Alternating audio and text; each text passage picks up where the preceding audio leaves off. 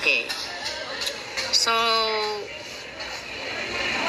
150 million, okay?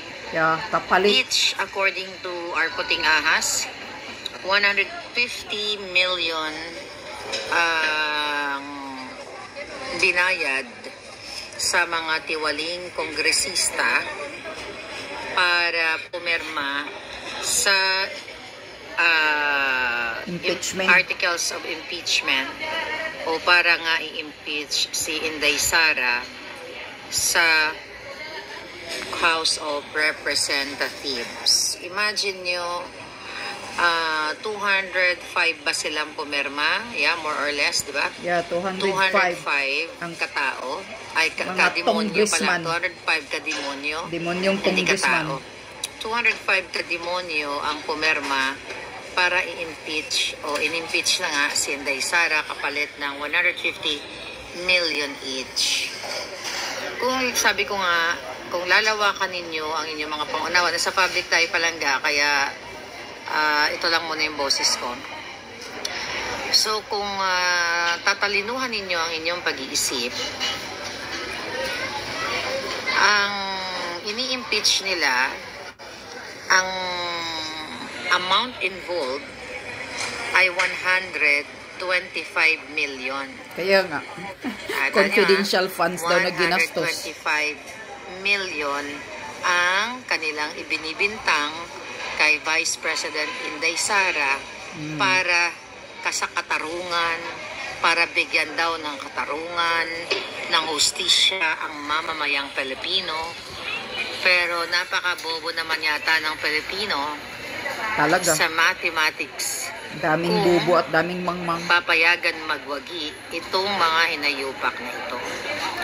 Imagine ninyo, duffels, and duffels of bags, mga palangga.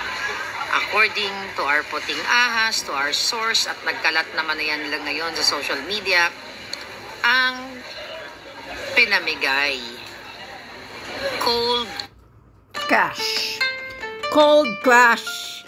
ang pinamigay para lang ma-impeach daw si Sara Duterte. Cash. Galing sa kaban ng bayan. Yes. 125 million versus 150 million each times 205 kung 205 katao na mga kongresista. So you do the math. How many billions of money yes, ang correct. ibinayad ninyo? Pera ng taong bayan ang isinuhol sa mga tiwaling mga NPA, mga kaliwa, mga kawatan. Okay? Para tanggalin ang isang vice president na binoto ng taong 32 bayan. million. Sa Binoto dami-dami ng problema, ng kahirapan, inuna talaga si Inday Sara. Kasi nga, ulit natin, 2000, pag-upo pa lang talaga ni Lisa Tanas at ni Bangag, pinlano na nila. Yeah. Natanggalin si Tama. Inday Sara. Ganito po ka-traidor. Ganito ka-walang hiya ang mga bangag. Bangag na kasi. Ginimes na ganun ang ginawa nila kay Sara Duterte. Well, okay lang sana eh. Kung talagang si Sara ay nagnakaw ng limpak-limpak na salapi. Kaya nga. Kaso walang ninakaw yung tao. Hindi magnanakaw naman yan. At live ako bakla. Okay? Ano ba tayo? 2:40. We still like 10 minutes. Okay? So, walang ninakaw yung tao. Pero itong binayad nga sa kanila, 150 million each. Tapos, ang ginawa pa, mga kababayan, by the way, yung mga hindi pumirma, yung mga hindi pumirma, Hindi ibig sabihin kakampira na ni Sara Duterte yun. tinanggalan sila ng budget para sa kanilang mga distrito. Ayan, tinanggalan na. Pag nagkaroon tayo ng time, andun nga, tabakling. Andyan siya, oh. Pag nagkaroon ng time, ako, kayo dyan ng mga palangga ko, mga active na active, isa-isahin natin hayop na yan. Yung mga pumirma at hindi pumirma.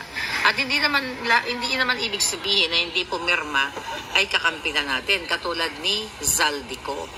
Si Zaldico, hindi pala nakapirma. Si Sasha ata ang nag-post na nasa New York daw, nasa Amerika. Nandito. Kaya hindi nakapirma. So ngayon, isa-isahin natin na porket hindi pumirma ay kakampi na ng bayan.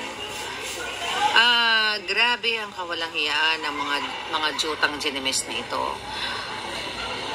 Sabi ko nga, kung si Sara sana, yung kung ang ginagawa ni Sara, katulad ng ginagawa ni Lisa Tanas ni Marcos, ang mag-kidnap ng mga bata, ang mag-smuggle, magnakaw, mag-party, mag-invite ng mga duran-duran at kung ano-ano pa, yan talagang ka-impeach.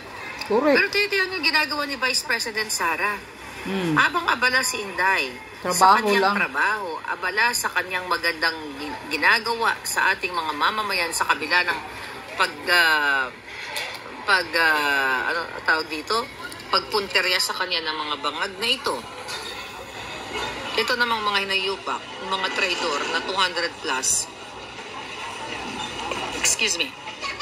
ay abala sa pagkubra ng pera. So, do you think, well, I think dahil hindi pinirmahan o hindi na-receive ng Senate, kumbaga hindi pa formally, di ba? Ang articles of impeachment at sa June pa daw ito sisimula ng hearing. Pero sabi ko nga, mga palangga, alam ko yung iba sa inyo nalulungkot. Ako din naman nalulungkot. Hindi, mag-succeed yan, impeachment. Nalungkot din ako, pero konting kembot na lang to. Malay nyo. Diba? Kasi sa ginagawa nila, malay nyo, may biglang magpakdol sa ulo ni Bangag. Correct. Malay mo. Biglang atakihin si Marcos. Hindi nyo masabi ang panahon. Hindi nyo masabi ang pagkakataon. Exactly. Kasi hindi nyo hawak lahat ng mga bangag. Yang si Charis na yan, buwan ka ng inang yan. Yung pamilya ni Bangag na mga adictos benedictos, lahat ng ninakaw nilang pera, ipapasukan natin sa kanila. Correct. Hanggang sa lumuwa na ang kanilang mga mata. Kalimutaw. Okay? Ipapaluwa natin sa mga jutang Genemes na yan ang ginagawa nilang pambababoy sa Pilipino. Dahil ang pambababoy nila kay Sara Duterte ay pambababoy sa lahat ng Pilipino. Dahil sa panahon ngayon, walang matinong proyekto si Bangag. Exactly. Pinagkakaabalahan ang pagpupolitika, paggigipit, paggihiganti na hindi naman dapat higantihan ang mga Duterte. Dahil wala namang kasalanan ang mga Duterte sa mga Marcos. Tama. Correct. Talagang takot sila sa Duterte. Sa halip, may utang na loob pa nga ang mga Marcos nung ipinalibing ang tatay ni Bangag. May utang na loob ang mga Bangag sa mga Duterte nung nakipagtandem si Inday Sara. Correct. Walang ginawang masama ang mga Duterte sa mga demonyong ito. Kaya talagang hahagupitin sila. Hahagupitin sila ng karma. Kang gaba, dili gyud magsaba. Tama. So, abangan ninyo. Dahil correct. Pag ang yeah. Tama ka, Maharlika. Ang gaba, dili gyud magsaba. Darating din ang panahon, kakarmahin kayo, Bangag Marcos Jr. na mga traidor kayo. Lalo pa yung asawa mong Lisa, butod na insecure na pangit na parang kabayong hinayupak na yan. Yung mukhang, Diyos ko po, nakakasuka tingnan. Ano ba ang ginagawa ng mga Duterte sa inyo, Marcos Bangag? Ano ba ang ginagawa ni Sara Duterte? Planado ninyo. Sabi pa nga ni Maharlika, planado ninyo noon pa, last year pa yan, pinasabog ni Maharlika ang plano ninyo. Dahil may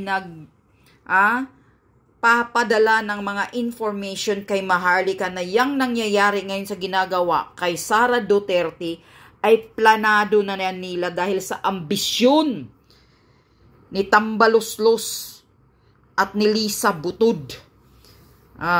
Na gusto nila sila ang mamamayagpag na humahawak sa gobyernong ito. Kaya yung confidential funds na ini-issue nila kay Sara Duterte na 125 million na ginagastos ng 11 days. Bakit hindi igagastos yan ng 11 days? Kung alam ninyo ang patakaran, binibigay yan ni Bangag, kaya nga planado Binibigay yan ni Bangag, matatapos na ang December. Kasi pag hindi mo yan ginagastos, hindi mo yan maubos, hindi ka nabibigyan ng budget sa susunod na taon or kundi limitahan na yung budget mo dahil may pira ka pang nakapundo dyan. So si Sara Duterte ay maraming proyekto, maraming programa siyang ginagawa sa DepEd. Marami siyang pinapaayos na mga eskwelahan sa mga bukid-bukid. Marami siyang binabayaran. Talaga namang mauubos yan sa 11 days. Dahil agad-agad naman talaga yan na binabayad, binibigay ni Sara sa mga nangangailangan na kailangang bayaran. Yung mga proyektong ginagawa niya sa DepEd. Kaya yun ang ginagawa nilang issue. Dahil planado na yan. Binigay nila ng matapos na ang taon para gagawa na ng issue si Sara Duterte na inubos ng 11 days. Yun.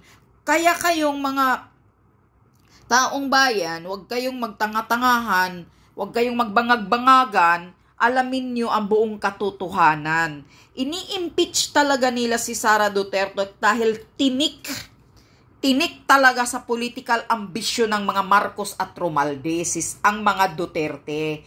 Kaya gusto talaga nilang sirain ang imahe ng mga Duterte.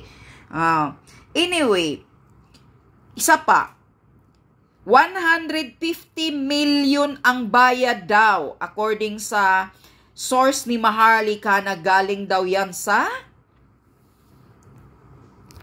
Congress. 150 million ang bayad bawat isa sa 205 katao na pumirma ng impeachment ni Sara Duterte. Tingnan mo guys, tingnan nyo mga taong bayan. 150 million whereas yung inaakusa nila kay Sara 125 million. Pero sa kanila 150 million ang bayad bawat isa daw. Bumubulsa ng ilang bilyon ang mga hinayupak na kawatan. Tingnan nyo. At ito pa, kayong mga 205 na pumipirma sa impeachment ni Sara Duterte, mga jutang ina ninyo, hindi pa kayo kukunin ng demonyo. Sana mabilaukan kayo. Ini-impeach nyo na lang ng basta-basta si Sara. Isang malaking insulto yan sa 32 million na bumoto kay Sara Duterte.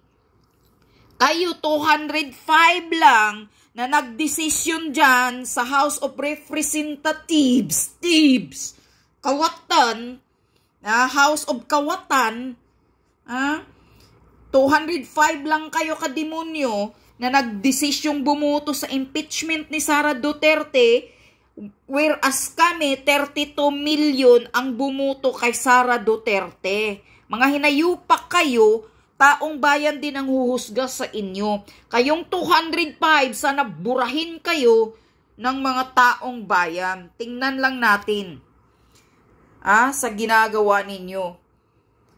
Puro pamulitika. Ikaw Tambaluslos, may araw ka rin. May araw rin kayo. Kakarmahin din kayo, mga hinayupak kayo.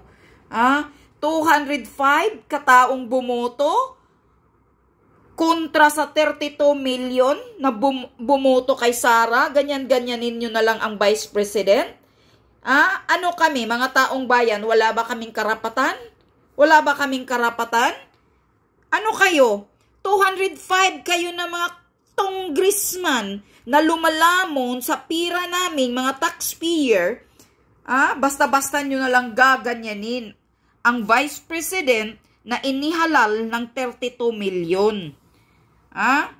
Yung pa ngayon, yung 150 million na bayad sa inyo daw.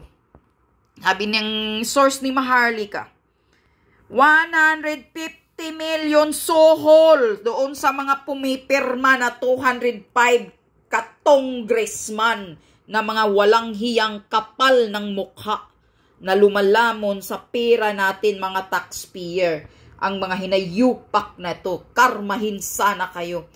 Sana bagyuhin kayo, mga hinayupak kayo, mga tsutang ina ninyo. Tuloy nyo lang ang impeachment. Titingnan natin kung anong mangyayari. Talagang gusto nyong magkagulo ang Pilipinas. Mga walang hiya kayo, ang kapal ng mukha ninyo, putang ina ninyo. Kaya dapat talaga kayo pagmumurahin. Dahil mga kawatan kayo, mga kurakot kayo.